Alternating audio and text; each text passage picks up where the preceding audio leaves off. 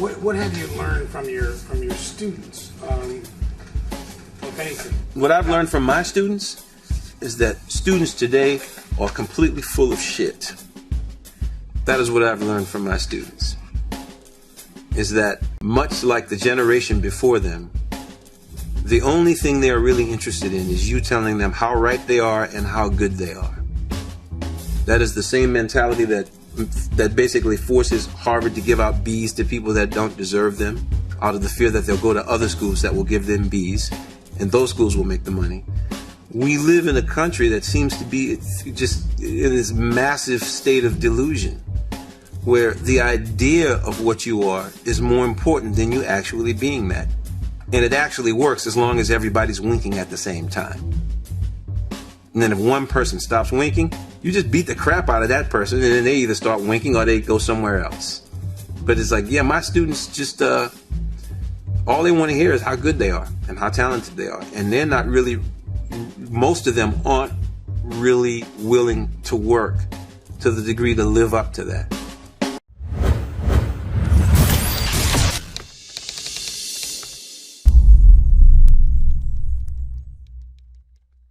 Hello everyone, it's Joel Davis with United Medical Transportation Providers Group. You are thebroker.com and Home Care Access. So I'm going to ask you a few questions. Very basic, fundamental, yet profound questions. I'll keep it to 3. We could drill down way more than that, but for simplicity, we're gonna keep it to 3. It'll be easier for demonstration purposes. Very, very legit, very applicable. Before I ask you these very 3 profound questions, I want to do a quick little admin. A couple months back, I had to shoot a video. I even forgot the topic of someone got a little chippy with their jibbies and was being disrespectful to Dawn. And in part of my video, I made it clear, hey, I love the hater emails. Personally, I love the hater emails. I share them in some of them in my videos. They excite me. I sprinkle the hate on my cereal in the morning so I can manja. I mean, but that's different. I'm a different bird. I get that. Hate motivates me. But the thing is, don't disrespect my peeps and don't be throwing down gauntlets. I'm driving, so I'm not gonna waste my time stopping to read it, but I guess we had a new member for UMTPG who sent an email. Karen helps manage our Teachable account, and he sent an email saying he had a hard time logging in, and if we don't get it fixed in 1 hour, he is going to cancel his membership. And Karen did a little drilling down, didn't find his name, so his name must be under someone else's account if it exists, whatever. For which Karen, now mind you, Karen works with our media. She's primarily part of our media crew, but because I don't want to say short-staffed, I like to keep my team close-knit, keep it select. I got good people working with me long-term. All the more reason I'm more protective of them. So Karen replied and said, hey, I don't see your name here. Let me know if you're under someone else's, and we will happily cancel your account. Please don't talk to us like that. I just want to be clear to all of you watching this video. My staff, my people, they fall over themselves to help so many people. And that's why we always try to have someone managing emails regularly. That's why when people say, oh, can you give me a call? No, because so many people call and waste time on the phone. It's all redundancy. Email us your questions, and you see how fast my people respond. But please do not email my peeps. If you don't respond within 1 hour, I'm going to cancel my membership. Bro, kick rocks. Kick rocks.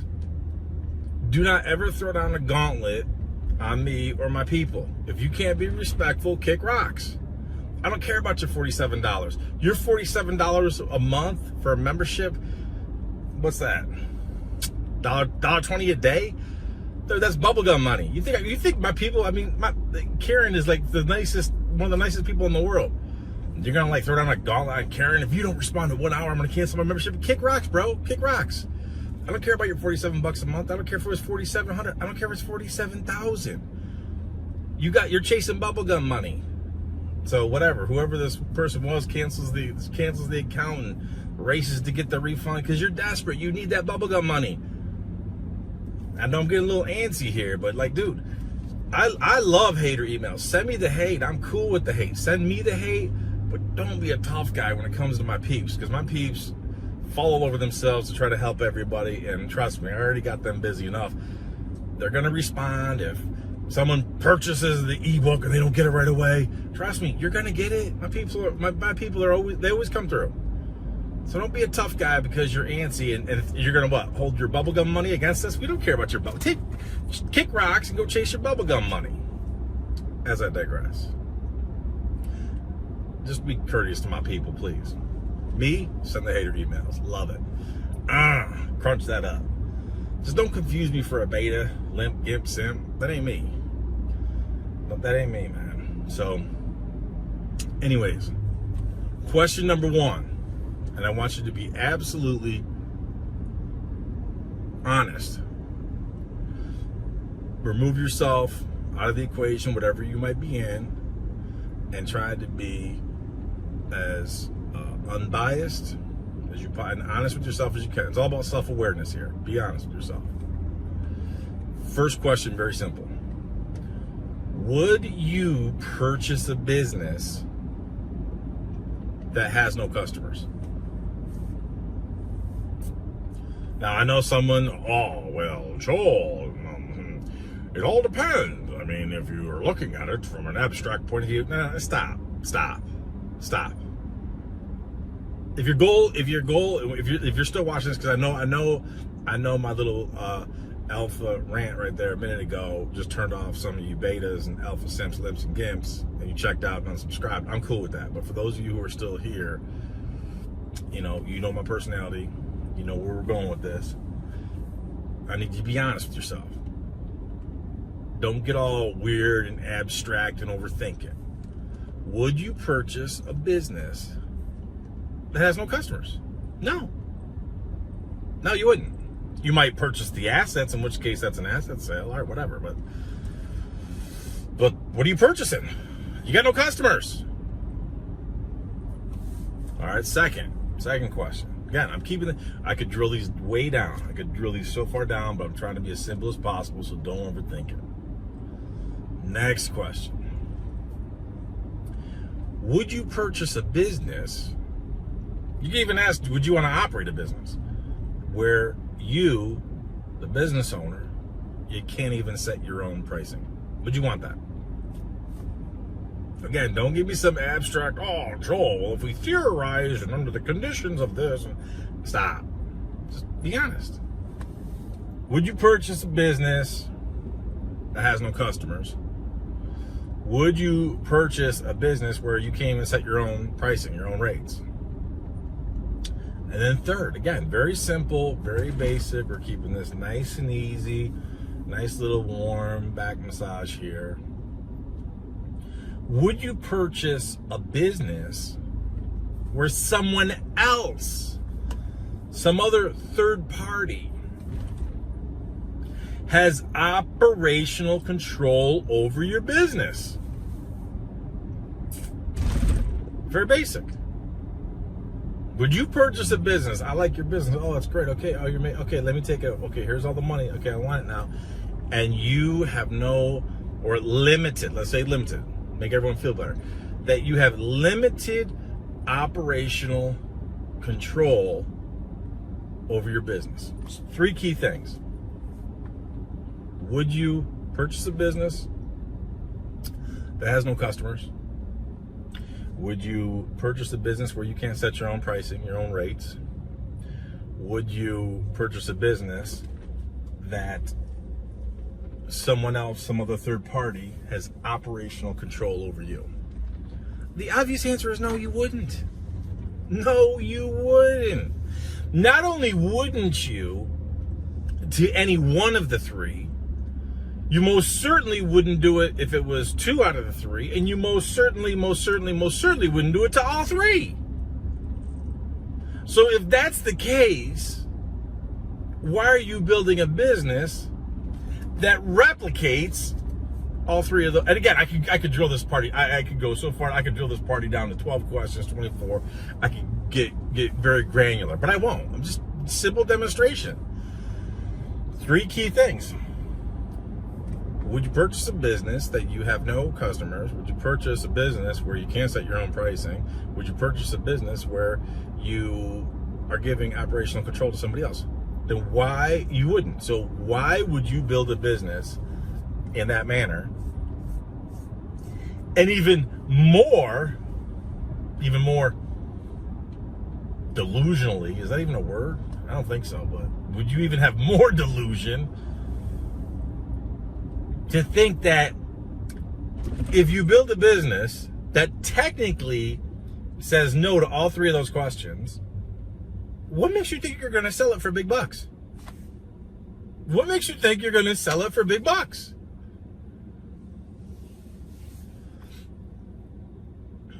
I have someone who we did a business valuation for, who we do a lot of business valuations, okay? Love it, love all you guys, this and that. But I'm gonna be honest with you. Some of you guys, I tell you more than you want to hear, and you just, oh man, this is awesome. I tell some of you what you want to hear because it is what it is. I evaluate the business, boom, this is what we're going for, and you're happy. Other people, man, I thought it was gonna be this, but I see your point, so maybe it's not. Then you get other people who are like, dude. And then when they fall in that dude realm, it's like they're not happy, but I'm not gonna tell you what you want to hear because it's just not realistic. I'm gonna hit you with the hard dose of reality of this is what you got. Case in point, I got a business that we did an evaluation on, and he's begging us to try and help him sell the business, for which I can't do because I can't sell this business. I can't sell this. If I can't personally recommend this business, I'm not going to sell it.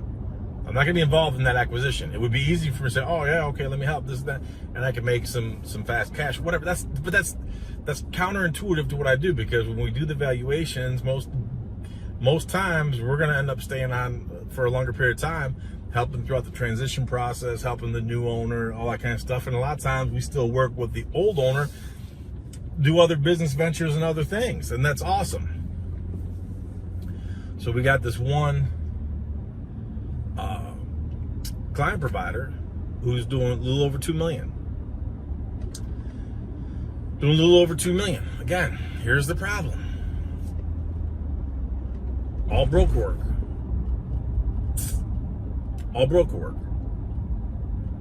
Margins. I'm gonna go for simplicity. I'm gonna keep things very simple. Let's just say it's 2 million. For simplicity, just to keep numbers easy for demonstration, especially because I'm driving. I still gotta stay focused on driving here. Let's say it's doing 2 million.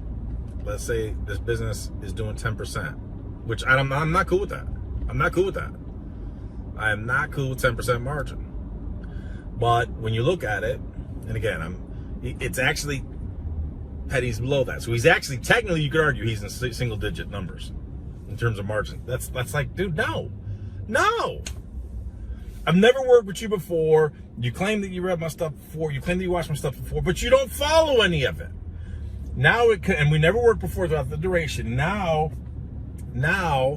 it comes time you want to sell because you're running ragged. You think you're making good money. In my opinion, you're not. Again, I'm going to round up a little bit. By a couple pennies, I'm going to round up a little bit. Let's say you're at 10%. Dude's making, let's say, 200 grand. 200,000, that's a lot of money. If I'm going to the store to buy groceries, it's a lot of money compared to certain things. But on a $2 million business, I don't want 200,000. No. Absolute worst case scenario. Worst case scenario, on a $2 million business, you should be making no less than 400. No less than. And even then, it's like, even then, with that, there's so many things that I know that we got things that we could adjust. That thing needs to be bumped up. I want that to be $500,000. But again, some people, they're complacent. They get complacent. They're happy. Oh, yeah, I'm making 200 grand. That's more than the average person. Dude, if you're cool with that, all right, then good on you, bad on me. I get it. But no! Further drill down on the valuation. There's a lot of things that concern me. I'm not going to go into all of them because we got a lot of White Walkers, a lot of the bubblegum chasers, all the people chasing the bubblegum money. And that's, in my opinion, that's what he's doing. In my opinion, that's what this business is doing. $2 million, 40 vehicles. I'm rounding up by a couple pennies. 10% margin. I'm sorry. To me, bubblegum money. That's bubblegum money. You got 40 vehicles. All the employees for bubblegum money. I'm sorry, I'm not cool with that. And I'm not going to co-sign bubblegum money. So now I'm the great Satan because I don't give my seal of approval on bubblegum money, and I'm not going to help sell bubblegum money because I most certainly am not going to help someone come into the fold, bring them in, and at the price that you want. Now, if you want to sell this thing for salvage, we could do that, but you're not going to be happy with that. I wouldn't be happy with that. I certainly can't take your model right now and sell it to a prospective buyer. We'll call that prospective buyer John. I can't co-sign that. You think I'm going to tell John, John, yeah, chew that up. That's good bubblegum right there. No, I can't do that. So I ask you, for those of you that continue to build your business in such a way that at the end of the day, if I ask those 3 key questions, would you personally buy a business that you have no customers? Because you don't. Okay, I get it. Ralph, you want to claim, okay, no, look at me. I'm working with Motive Care. I'm working with Southeast Trans. Okay. You got 2 or 3 brokers, whatever. 5 brokers, I don't care. Let's say you got 5. Okay, those are your customers. Think about this. This gets even worse. The more you truly evaluate this, the worse it gets. Let's say you got 3. Let's say you got 5. You pick the number. I don't care. Brokers right now are popping up on every flip and corner. And here's a little caveat. Here's a little side note. I'm probably going to lose track here. There's so many brokers right now popping up on every corner. They're just like endless turds popping up everywhere. Go through and look at these brokers,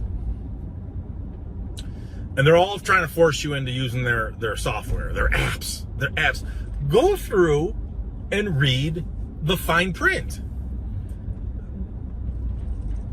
They pride themselves on being a tech company. They have no first-hand experience. Go read the fine print of their app. Which leads to the question of, dude, I see some of these people, and I'm like, dude, how many apps do you have on your flipping phone? So not only are you managing 40, 50 employees, and how do you, it's a logistical nightmare.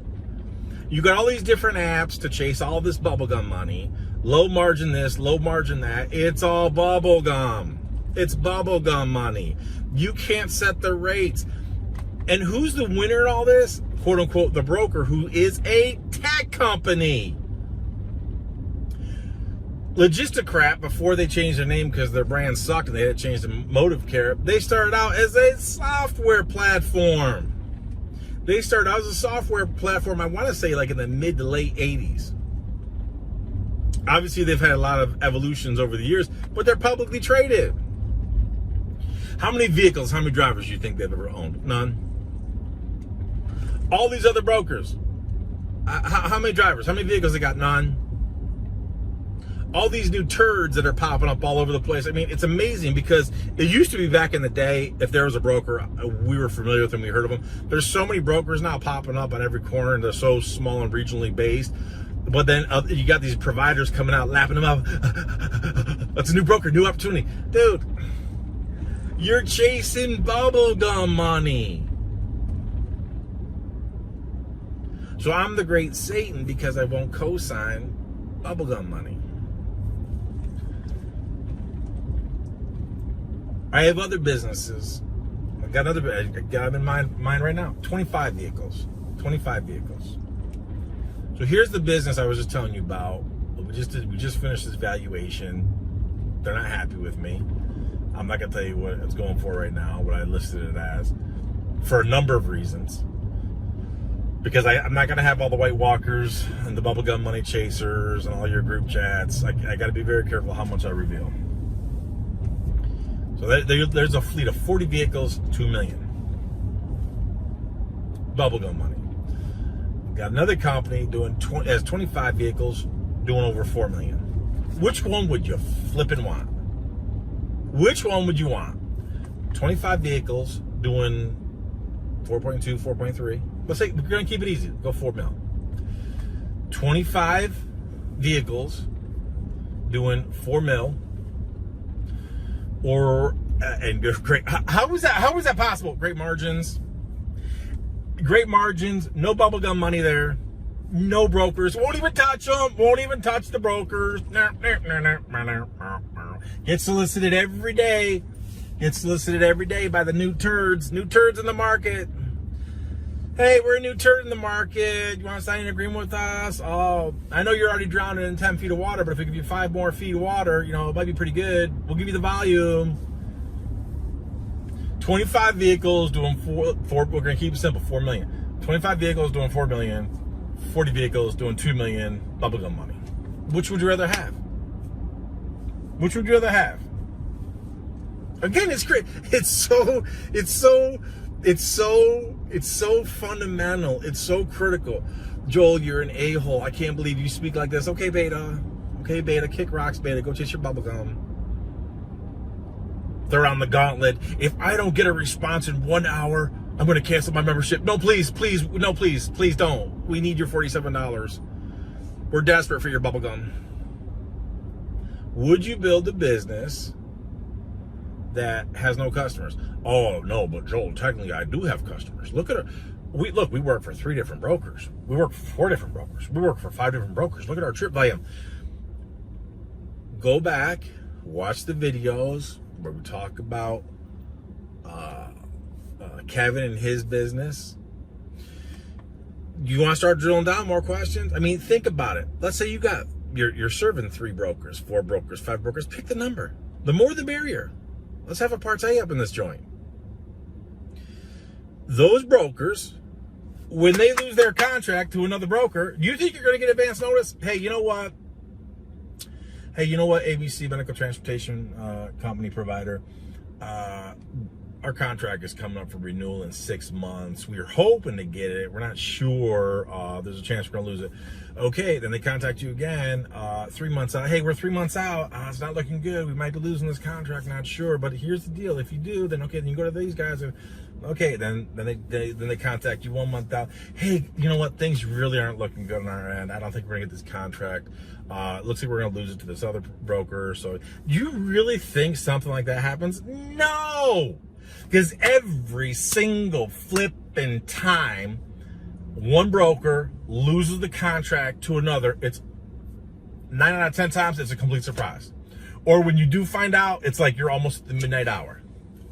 These brokers do nothing for you. Now this is why you build your business so that, look, can you get broker work? Can you do broker work? If it's profitable, sure, to supplement your business. Joel, your videos are all the same. All you do is talk about brokers. Trust me, I get sick and tired talking about it, but it's like it's never ending. The insanity is incredible. It's like anything. It's like I make these videos rather infrequent, to be honest with you. It's like, look, I don't run a podcast here where I'm on every day at 10 o'clock talking. I mean, I don't have that time or luxury. It's just never going to happen. So as infrequent as I make these videos, I mean, it's just you only see 1/5 of what we see. I mean, just a fraction. But we see it every single flipping day. And then people are shocked. I don't understand. I thought but I liked Ralph. He told me this. Ralph with Logisticrap told me this. I thought we had a handshake agreement, but I thought we had a great relationship. You know, he wished me a happy birthday. This is what you're going to partner with? So you're going to be upset. We're going to be upset because you're building a bogus product. You're building a bogus product, and then you're going to be shocked and upset when you have marginal resale value. You're building a business that, again, I'm backing up. Let's say you got 3 customers. This company doing $2 million has, you could argue 6 or 7 different brokers, because some of them different managed care organizations, HMOs. Some of the brokers are the same. You know, one of them obviously is always motive crap. But they could lose their contract at any given time. So you're going to be upset because you're going all in on the brokers.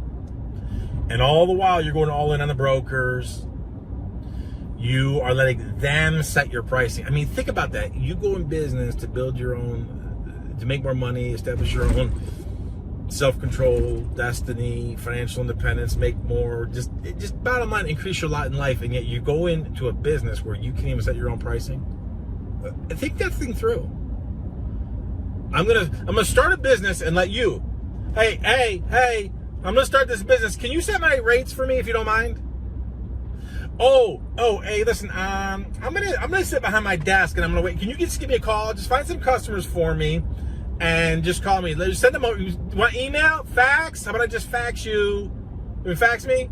Oh, okay, you want me to log into your portal? Okay, how about this? You happen to have a dispatching software system we could use so you could see everything I do? And if maybe if my trips are too long, that maybe you could audit them, kind of cut them back a little bit.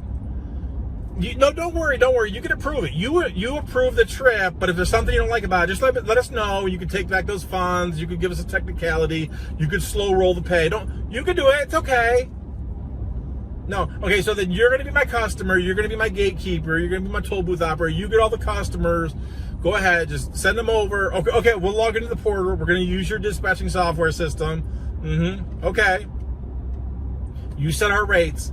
Now, can you do me a favor? Can you also oversee and manage our operation? Like, how about I bring all my vehicles to you and you can inspect them. And if you don't like something, you could flag us. You could fail the vehicle and we'll take it out of service. Do you want to do that? How about this? How about all my drivers? Ralph, pay attention. Ralph, I'm talking to you, Ralph. How about all my drivers? You could do checks and background checks, audit this. And if there's a problem with one of my drivers, you could mandate that I take them out of service. Can you do that? Ralph, can you help me with that? Joel, you're a whack job. Yeah, I am. Because it's absolutely flipping insane. We see this every single day. Every single day. It's laughable. And the best part is bubblegum money. Again, guys making 200 grand sounds great on paper. Really? Because it's all relative. Here's the deal. If you're making 200 grand on any business, you name it, making widgets, whatever, 200 grand. If you're making 200 grand, why can't you make 400 grand? I don't understand. I'm just being honest with you. I'm biased. Clearly, I'm biased. I can only speak for myself because I can only think for myself. I know what my mentality is. I know what my temperament is. I know what my motivation is. I know how I do things. I know how I interact and all that kind of good stuff. I get that. I get all that. Trust me. I have the sense of awareness to acknowledge that we're not all the same. So if someone's happy with bubblegum money, You don't respond in an hour. I'm canceling my membership and give me back my $47. Dude, take your bubblegum money and roll. Kick rocks, bro. You got a $2 million business. Just so we're clear, the person I'm talking about, whoever this person was that emailed Karen and tried to disrespect her and throw on the gauntlet, that's not the $2 million guy I keep talking about. But they're both chasing bubblegum money. One guy's doing $2 million, making 200 grand a year. I swear, I'm not trying to be an a-hole. I know some of you guys are going to perceive it as being an a-hole, but dude, I'm not trying to be an a-hole, but that's just not good enough. I'm sorry. Would you rather have 25 vehicles doing $4 million with great margins? A lot more than that. Because you're doing private contracts, private service agreements, direct pay, all that kind of stuff. Would you rather do that? You could argue, I mean, their fleet is 2/3 the size of the one that's doing $2 million.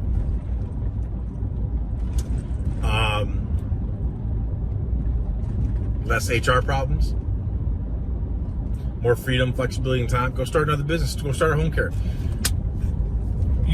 Right now, we are on such a. Man, I swear, I don't want to go too far of a tangent here, but it's like home care. Home care right now, man, it's like VA. VA is not, I'll be the first one to tell you, man, anybody who works with VA, they always know at the end of the day when it came to home care, don't even waste your time with VA. Absolute waste of time.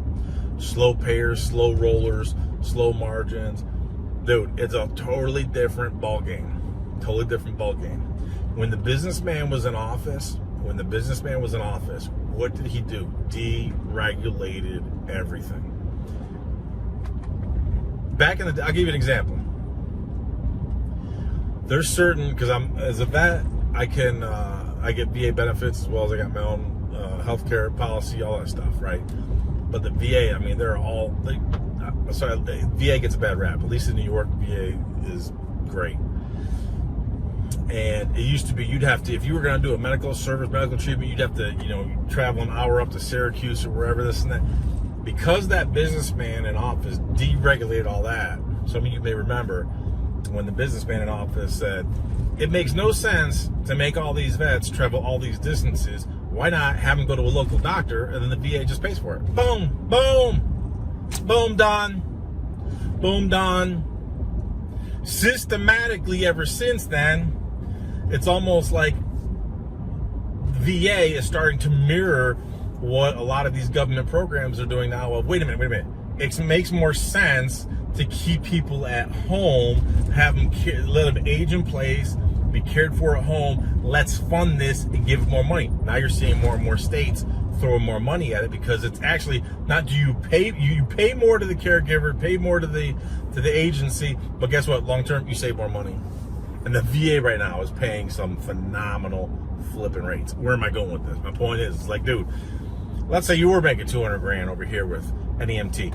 You leverage the heck out of it. You got the same exact market. You leverage the heck out of that. Boom. Boom. Go right to home care. Boom. Same market. We got people right now that are booming so much faster with home care because they're an EMT. Fact. And vice versa. Sorry for all the bouncing and all the four-wheel drive. This is what you get for all your high taxes in New York. Our roads are an absolute disaster, absolute flipping train wreck. This communist state. Only reason I'm still here is I'm still waiting on some things for my wife. Absolute train wreck of a state. As I digress. Anyway. I know most of you have already checked out. Long time ago, some of you already checked out and you unsubscribed because too much male toxicity. You need your betas, your gimps, your limps, your simps. I get all that.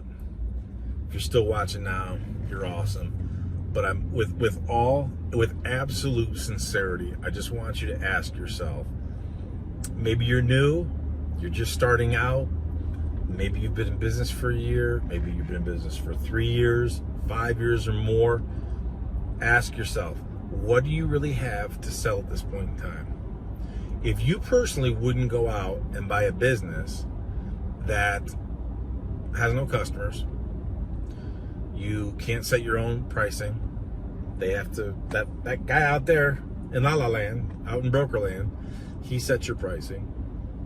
And you have no or to limited operational control of your business, because the yahoos over here in broker land, they manage your fleet, your personnel, your drivers, your operations. They dictate that you do this, which means you are completely reactionary. You're completely reactionary. You are not in business to be reactionary. The only time you should be reactionary is if you see an opportunity and you want to maximize it and take advantage of it. That's a great reaction. Hey, there's an opportunity over there. I'm going to go take advantage of it. I'm going to maximize that.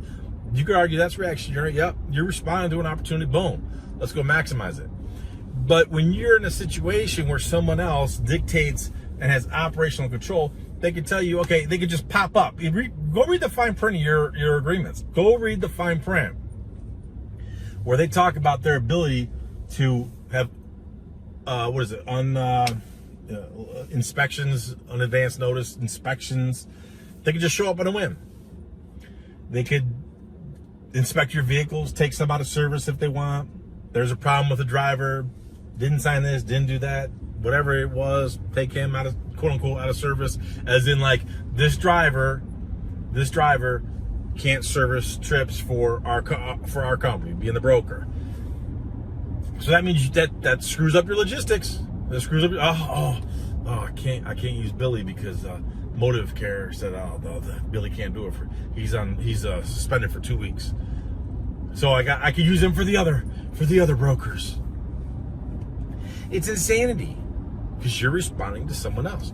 You are in business to establish your own brand, build your own policies, your own procedures, establish your own contracts, your own agreements, establish your own relationships.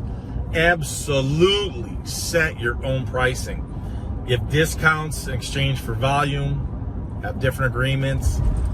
That may include a retainer. I mean, there's just so many possibilities that none of them are possible when you go all in with Brokerland and you chase your bubblegum money. That's just insanity. You're willing to do talk about risky. You're willing to do all this for bubblegum money. I'll never get it. And there's so many things. Well, Joel, you don't understand. It's like there's so many competitors around here, and if I don't do it, they're just gonna go to another one. Again, it's like, if you want to waste your time with the headaches and heartaches chasing bubblegum, go do it. But the problem is, these other slaps who take these garbage runs, and they're doing the bubblegum chase. Ask yourself, you being the facility, you being the staff, are you cool with your people waiting 4 hours? Are you cool with the bubblegum chasers showing up late? Are you cool with when the bubblegum chasers do come and pick up your resident and they take them out? Are you cool with them leaving them out there for 4 hours? I mean, if you're cool with that, you're cool with that. Then continue to pay bubblegum rates for the bubblegum chasers. Don't be a bubblegum chaser. Be in control of your own destiny so you can build your own brand, so that we can build, grow, scale, sell at a multiple. Build, grow, scale, sell at a multiple. Bottom line, can't do it if you're answering no to those 3 fundamental questions. All right, folks, my rant was pretty long. I guarantee a lot of you guys banged out because you didn't want to hear the message. You went, oh, he doesn't understand. He's just obnoxious. He doesn't understand. We've been in business for 4 years, and you know what? I got a great relationship with Ralph. I really trust in Ralph. He's been great for us. He's been great for us. I mean, he sent us the first Christmas card, and look at it right there. Look at it right there, Shirley. It's still on the shelf, Shirley. I mean, we love you, Ralph. It's crazy. Absolutely crazy. So, all right, folks, I'm gonna end it here. Don't chase bubblegum money. Go chase real money. Go chase real money. Don't chase bubblegum money. When you chase real money, I'll see you at the top.